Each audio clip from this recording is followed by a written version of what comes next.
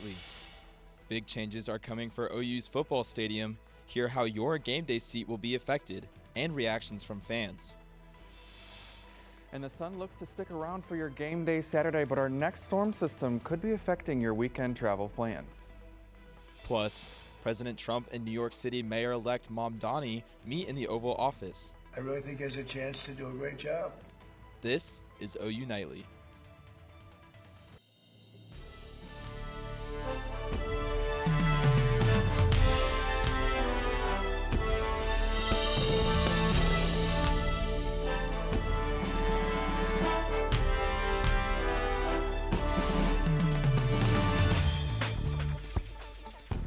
Here's a live look at the west side of Gaylord Family Oklahoma Memorial Stadium, the spot that will receive a major makeover in a couple of years. Thanks for watching OU Nightly. I'm Colson Pocock. And I'm Darby McCormick. OU announced the Palace Project today, a plan to renovate the west side of the stadium to improve the fan experience and increase revenue. The $450 million renovations include a brand new press box, new west side gates, and additional club seating, and is set to begin after the 2027 football season. As a result, fan seating will decrease by about 7,000 seats. OU Nightly reporter Michael Thompson joins us in the studio and has fan reactions on the seating changes. Well, in the SEC, they say it just means more, but more for Gaylord Family Oklahoma Memorial Stadium looks like less seating capacity. The home of the Sooners will be getting a new look, one that has not been the hit that the university thought it might be.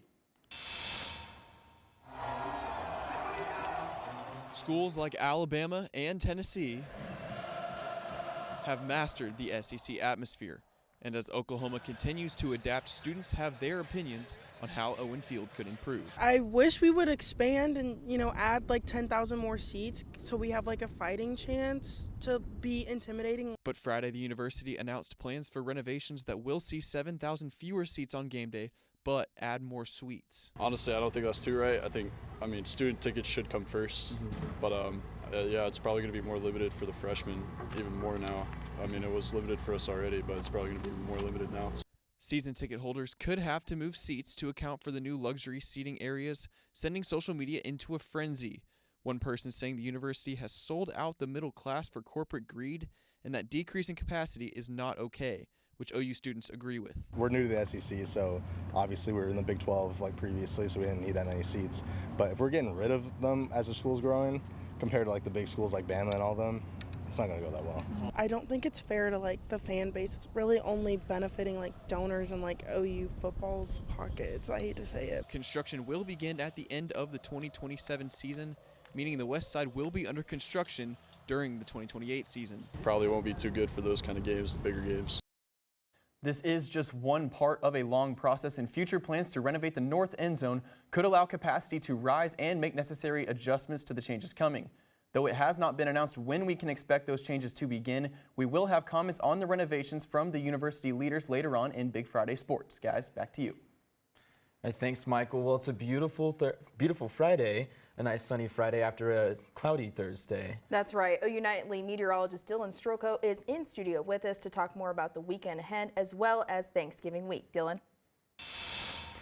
Yeah, guys, the weather is nice out there today. The clouds have held off. The temperature is a little bit cooler out there today thanks to the rain over this last week or so. But the temperature will be warming up over the next couple of days. But we're watching our next storm chance that's coming in Sunday night into Monday.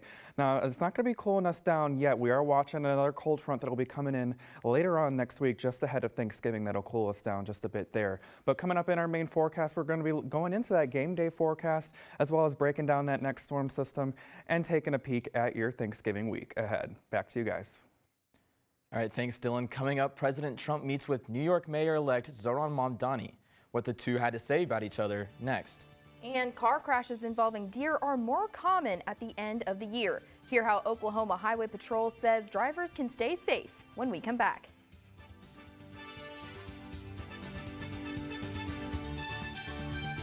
Mom was always organized, but she started forgetting to pay her bills on time. And she'd buy the same gifts over and over. Telling the girls about my Alzheimer's diagnosis was really hard. At first we had our cries, but then we were like, okay, let's make a plan. Early detection gave us time to adapt together.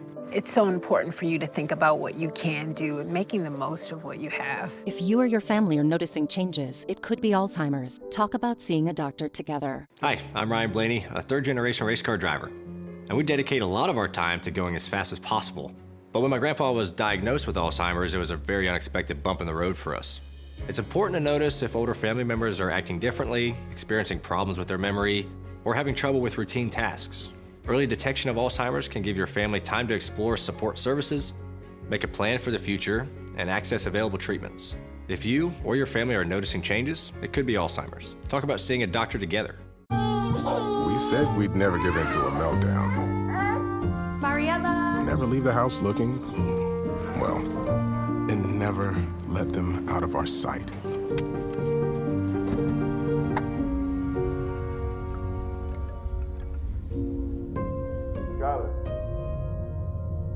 Cars get hot fast, and kids can be at risk. Before you leave the car, always stop, look, lock. Through December is peak deer mating season, which can be dangerous, even deadly for drivers. Just days ago, 2 brothers were killed after hitting a deer on I-35. They went out to check their vehicle and were struck by a semi. OHP says if you see an animal on the road, do not stop. And if a crash happens, make sure the area is safe before pulling over. So the number one priority is their safety. So I want to make sure that if they can get their car off the roadway to a safe location, they do that. Somebody asked me yesterday, do we remove the deer? Only if it's safe for you. We only want what's safe for the person. OHP says only call 911 if someone is injured. Otherwise, call a non-emergency number or OHP headquarters, and they will come and check it out. President Trump and the New York City mayor-elect met today. Lyndon Potter has that and the rest of today's national and international headlines from the News Center. President Trump met with New York City Mayor Zohran Mamdani at the White House this afternoon. The two are meeting for the first time since Mamdani was elected mayor. Despite their previous clashes, they now have high hopes for their hometown. Very productive meeting. We have one thing in common. We want this city of ours that we love to do very well. Mamdani will take office on January 1st. President Trump has given Ukraine less than a week to agree to his plan to end the war. The 28-point peace plan would require Ukraine to give up land and to add limits to the size of their army. Ukrainian President Volodymyr Zelensky says Ukraine faces the difficult choice between losing dignity or losing a key partner. Southern California is facing torrential rainfall and is under flash flood warnings. The National Weather Service said the area is on track for near-record rainfall in November. Residents have been warned of streets flooding and possible mudslides, in LA and Orange County. SoCal has had a series of storms this week and has had 4 times the normal amount of rain for Los Angeles. And the Coast Guard is reversing its policy and is now calling swastikas and nooses hate symbols. The Coast Guard previously declared them as potentially divisive. Colson, Darby. All right, thanks, Lyndon. Coming up, an animal shelter in OKC is hoping to give their animals something to be thankful for this Thanksgiving. See how they're connecting pets with their forever homes when we come back. And we'll start the weekend nice and dry, but more rain is on the way. Stick around to find out when and where we could see it.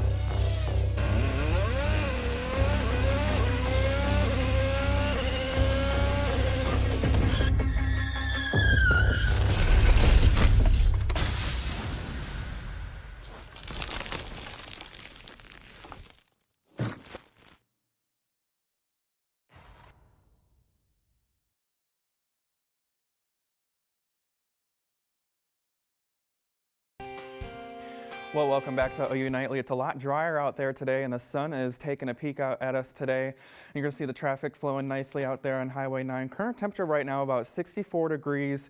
A little bit cooler than it was this past couple of days, especially earlier this week where the temperature was well up into the 70s, and we can thank a nice cold front for that. You're going to see a stark temperature difference from South Oklahoma City to Norman from 62 degrees, and you're going to look up to the northwestern side of Oklahoma City where you're sitting in the 50s, and as you look across the rest of the state, you're going to see that cold front going from north to south. You're going to see the northwestern half of the state is nice and cool, but the southern half of our state is still staying in the warmer side with the temperatures down there in the low 70s. But we're going to see tonight the temperatures are cooling down into the upper 50s and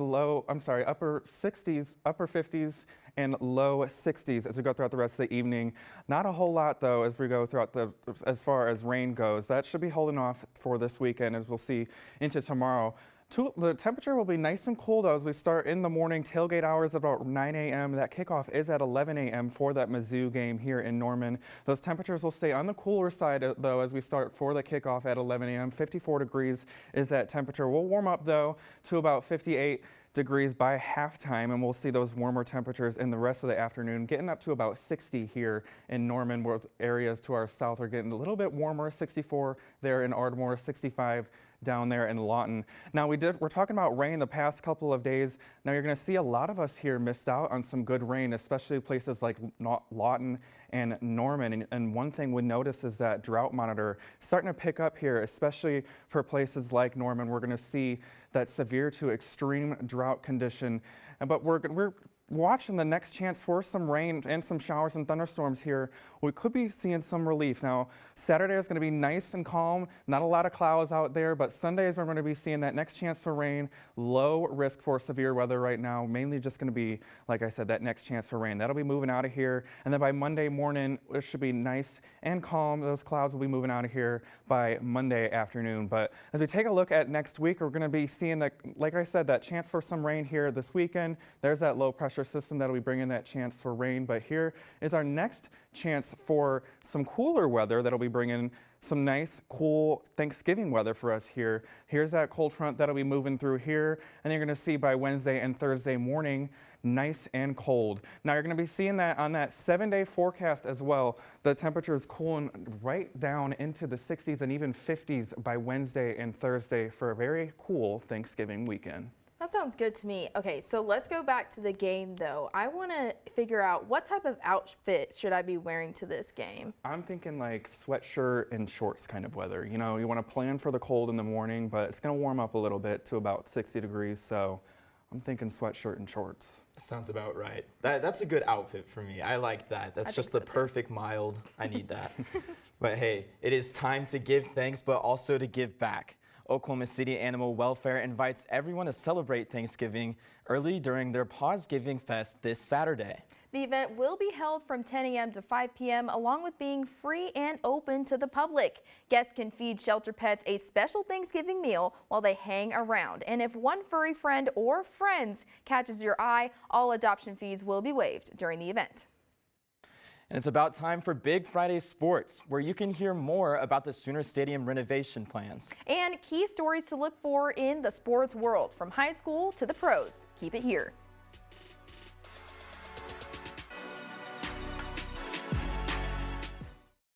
Where did the time go? I don't know how I got here. You've done the hard part. You quit smoking.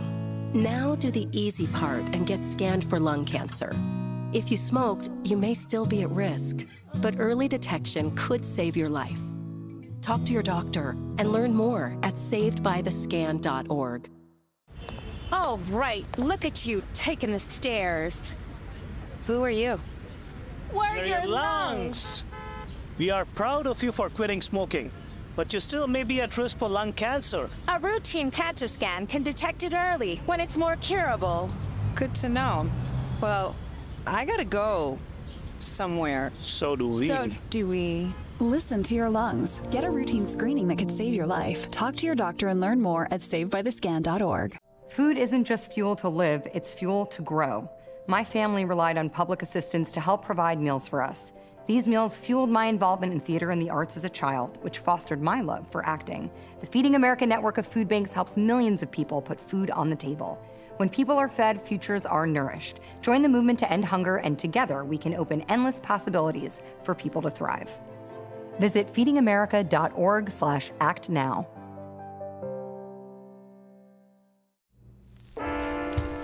There are a lot of temptations facing young people today, like electronic cigarettes and skateboarding. Each vape pod can contain the same amount of nicotine as a pack of cigarettes. This can lead today's youth to a lifelong addiction and severe lung damage. Recall and consider the facts before making a poor decision. The health class film guy isn't the best person to talk to your kid about vaping. Got a few minutes?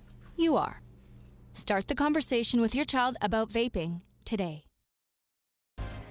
Hello, I'm Elle Gedman here with Peyton Davis, and it's time for sports. After arguably the best win of Brent Venables' career, Sooner fans are on cloud nine. But this weekend, Sooner football is back in Norman, and with that, updates on the future of Gaylord Family Oklahoma Memorial Stadium. This morning, the University of Oklahoma Board of Regents announced $450 million in renovations to the stadium's west side. The Palace Project renovations will include a reimagined west concourse and upper deck, additional fan experience areas, and a brand new press box and camera deck, as well as the construction of 47 suites and 6 premium club and lounge spaces. However, the renovations could cause some controversy as seating capacity will decrease by about 7,000. Construction is anticipated to begin following the 2027 season and completed by the start of the 2029 season. Yeah, Peyton, as Michael showed you earlier in his report, the stadium plans have caused a lot of uproar amongst Sooner fans, with both positive and negative opinions. The project is being called the largest in OU athletics history. President Joseph Harris thinks that this is the right move for the future of Sooner sports by saying, quote, "By acting now, we are creating the greatest and most unique game day experience in sports," while Castiglione says that this is necessary for the Sooners to perform at the highest level. Enough about the future. What's happening this weekend? The Sooners are facing off against Missouri, and there's a chance that the Tigers' star quarterback Beau Pribula could play tomorrow, as he was listed as questionable on Thursday's injury report. R. Mason Thomas, Gentry Williams, and Javante Barnes are also listed as questionable for Oklahoma. Back to stadiums, our very own Chris Holman is live right outside of the Palace in Heisman Park talking about Oklahoma's favorite short pants kicker. Take it away, Chris. OU's Heisman, or should I say Theismann hopeful Tate Sandell, has made his last 21 field goal attempts and is 7 for 7 from 50 yards or more on the season. Both of those are Oklahoma program records. The rest of this Sooner squad knows how crucial his play is for this team. And punch in the end zone ourselves, but it's good to know that if we can get him in position, he's going to go out there and execute. And we love that out of a guy, and we love Tate. He's an awesome dude. Got a lot of confidence, got some swagger. It's awesome to have a guy like that we can put a lot of trust in, and it takes a lot of pressure off our backs. Knowing that pretty much once we pass midfield, it's almost in Tate's range. We're just confident in our abilities, and if it's on the call sheet, we're confident that we can execute at a high level, and that's just something that we're not going to have any other way. If we should have an advantage at every part of the game, and whether we like it or not. He's been automatic all year. It's crazy. You almost feel like whenever you cross the 50, you got 3 points. Not a lot of people, not a lot of teams get to feel that way. He's an awesome kid. He's a cool kid. Everyone on the team really likes him, and he's really talented, and he's good at what he does. Coach V saying that the strength of a team is the team, and special teams is super important. Like, we have, in my opinion, not even my opinion, we have the best kicker in the nation, and Tate Sandell. He's crazy. He can keep the shorts going. Sooner fans are going to hope those shorts stay hot when Oklahoma hosts Missouri tomorrow. But after his performance against the Crimson Tide, Sandell was awarded SEC Special Teams Player of the Week for the 3rd time this season. Elle, back to you. Thanks, Chris. Let's take a look at what's happening around college football. The Kentucky Wildcats head to Music City, and they hope to leave Vandy singing the blues. Across the country, the Oregon Ducks are looking to defend the zoo against USC's Trojan Horse. The Tennessee Volunteers are headed to the Swamp with the goal to take down the Gators in Florida for the first time since 2003. An 11th-ranked BYU is traveling to Cincinnati in hopes to keep their playoff chances alive. There might not have been high school football last night, but playoff games continue tonight. OU Nightly's Hunter Cornejo has which matchups to watch for and the story of a team looking to defend their title. Welcome back to everyone's favorite part of the show. It's the Huddle with Hunter. With state playoffs underway, each team has their sights set on the trophy up in Edmond. This week we highlight Washington High School as Coach Brad Beller and his Warriors look to add on to their dynasty.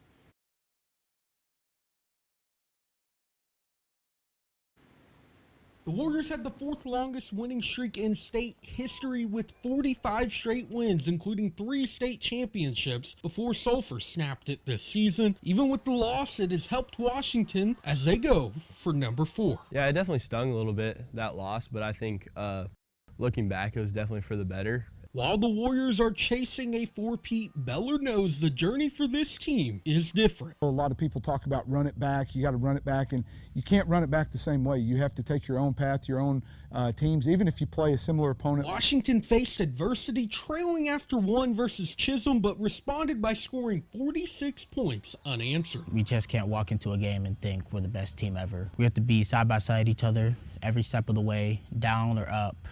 Keep that same energy. With a we are one mentality, the brotherhood goes beyond the gridiron.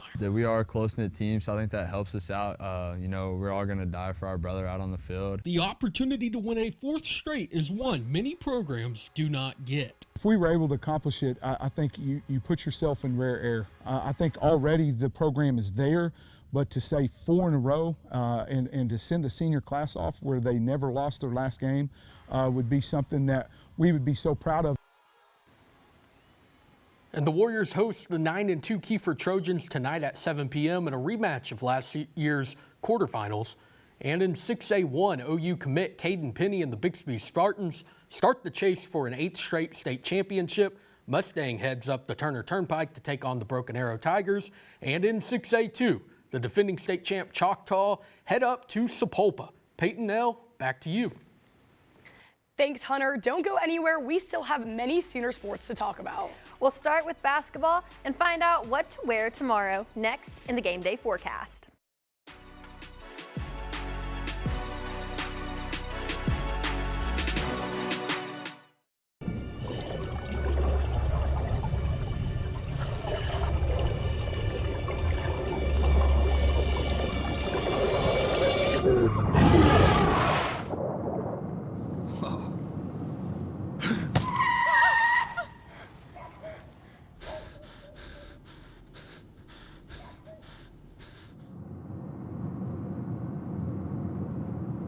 Eyes forward. Don't drive distracted.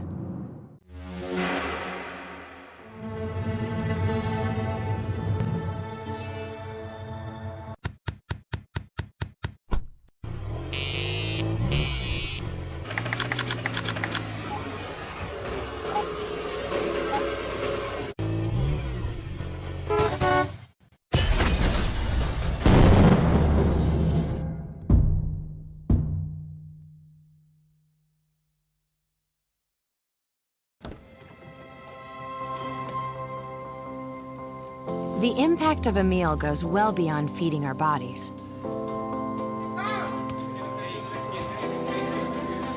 Because when people are fed, futures are nourished.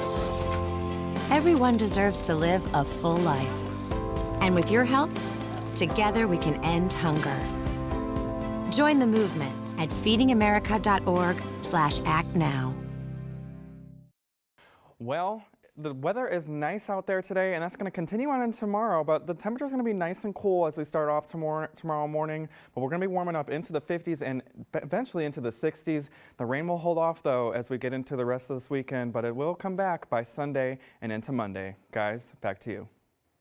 Thanks, Dylan. Welcome back to Big Friday Sports. Thanks for sticking around. You'll be glad you did. We've talked football, so let's bounce over to basketball. OU men's basketball played Oral Roberts last night, and OU Nightly's Dalton Davis was there to catch the game. Dalton. Oklahoma hosted Oral Roberts on Thursday and did exactly what they were supposed to do. The biggest lead of the game was 32 points, and the team had 34 rebounds, 16 assists, and 13 steals. Like, look at this three from Darion Reed, nothing but butter. Then an absolute dot to Tay Davis for the Kona three, bang, and an assist from Xavier Brown to Nigel Pack, Come here, boy. Hand down, man down. The Oklahoma Sooners won the game 95-71, and Mohamed Wagee was the driving force. He led the team with 20 points on 75% shooting, which is now his new career high. He also added on 7 rebounds and a block. The Sooners are now 3-2 on the season, and his team may not be calling him Wagee anymore. They may be calling him Wagoo, the way he is A1. It's good. I feel like I'm trying to emphasize on finish around the rim, and I did pretty good at that today. And then just run through the plays. Like my teammates really good guys, so they always find me at the right spot. We threw it to Mo. He caught it, took his time, and then went and then took his spun. And he's slowing down a little bit. Sometimes when he gets the ball, we play through him on the three-point line. He knows how to hand off screen. But when he catches it inside, sometimes he rushes. And I thought he found his feet, gathered himself, and went and made a couple moves. So he's slowing down a little. So he's unbelievably valuable to the energy level of what we need to do. Reporting from Lloyd Noble Center, I'm Dalton Davis, OU Nightly. Thank you, Dalton. In the NBA, OKC is coming off a win over Sacramento, and the Thunder are used to Loud City, but they're going to hear some music tonight. The OKC Thunder travel to Utah to take on the Jazz. This is their first of 4 matchups this year, and the Jazz are playing off-key at 5-9. Tip-off is at 9. Peyton, how are the Sooners in the NBA doing? Yeah, there's 2 Sooners to keep an eye out for this weekend in the NBA, and that's Jeremiah Fears and Austin Reeves. Reeves dropped 26 points on Tuesday against the Jazz, and he'll play them again on Sunday. And tonight you can catch Fears looking to reign in the Mavericks at 7 p.m. The OU volleyball team is looking red hot, moving to the second round of the SEC tournament. They were ready to face the Hawks today, showing Arkansas that Crimson is better than Cardinal, beating them 3-1. OU Wrestling has started their season and are currently 1-1, but they've yet to have a match at home. That changes on Sunday when they host Indiana. We had an exclusive interview with 2 members of the team on Sooner Sports Pad, and they told us they're excited for the challenge ahead. I'm really looking forward to having a home opener. You know, it's a tough team that we'll face, but you know, we're out for the challenge, and we got a good Sooner squad, so I think we're all excited. It's always great competing in McCaslin. The fans, everyone packs the field house, so we're looking to put on a show for them. Keeping it in McCaslin, the OU men's gymnastics team just released their schedule for the 2026 season. The Sooners will start their season with some tough competition themselves. Their inter-squad scrimmage will be on December 13th. Thank you for watching Big Friday Sports. We hope you had as much fun as we did. For Peyton Davis and Elle Gedman, have a fun and safe game day weekend.